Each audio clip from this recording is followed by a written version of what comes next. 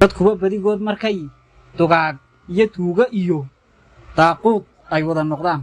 dabciga xayawaanka iyo makhluuqa duurka gala markay toos ugu daydaan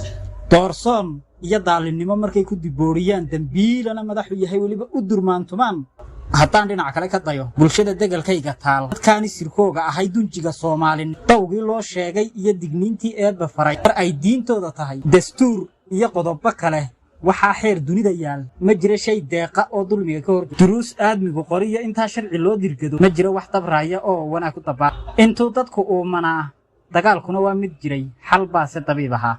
markuu dhibku soo durkay xumuhu dadka soo dhex galo bulshada saddex door mid baa dariiqa ku toosin jiray dadkana waxa yaqiin markay dibindaabiya taal haddaan doodaha furfuro ujeedadu daaran tahay markay xaaladaha daran bulshadu la dekaansan tahay dagaalkuna oogan yahay waxa door dadkana u garqaadi jiray nidaam iyo dawlad markaan dawladiba jirin bulshadu joogeen daleed kolkay dulmi qaarfalaan khilaafkuna soo degdego sinaantuna dayra tahay waxa uu damiiraha dadkana u garqaadi jiray musheekh cilmi daalibo xaq iyo diintaba waxa ka dambeeyay taa dadkuna badigood arkaan qaar aan waxba daarin iyo dugaag wada ooman oo siyaasiga soo dirsado tushana magaca ka huwa daliilkana dhaafay oo diintiiba mashruuc ka dhigay dan ay u adeegsadaan iyana gabalba u dumay dawgaasina waa mid markay labada dariiq bulshadu ka diloon yihiin nacaybkuna sii darsado waxa door mudan lahaa dadkana u garqaadi jiray cuqaal halka doona iyo duqay loo eersado dabiib u ahaa bulshada waxa ka dambeeyay taa odaya daaduuna iyo salaadiin diirata ah dadkana hilbahooga cuna dawgaasina waa mid xidhan tusaalaha waan diray halka dulucdaasi dhigay intaasi waxaan ku daray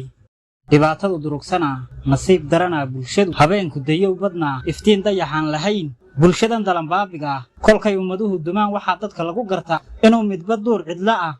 dilaal keligii ka yahay duntuna ay kala go'do dhammaan dugsadaan naxiga waxa dabadeed ku xigay intay deelqaafka iyo dunaaga tahay bulshadu damiirkuna caydha yahay dadkuna xayawaan yihiin dahaadna ku hoos jiraan xaqiiqduna dayra tahay midaan cidi doonahay halka dabar baan ku xidhay waxay duluc kalena tahay intaan darafyada arliga daliil iyo xogo ka qoray col daahiisi go iyo dabba ka hulaaqayo dabayluhu sii hurshaan intaasi waxaan ku daray dalkani afartiisa dacal daruuro cadaaba iyo waxa ka da'aya naar dadkuna way la'anaya darnaanta halaaga daran dalinta doorkani jirtiyo da'dan ka mid ahay anigu degalka Soomaaliyeed niyada dakhara ku yaal qalbiga dogobyaa ku shidan nasiibkooga darana waxay daala dhacaan dahaad aan nolol ka jir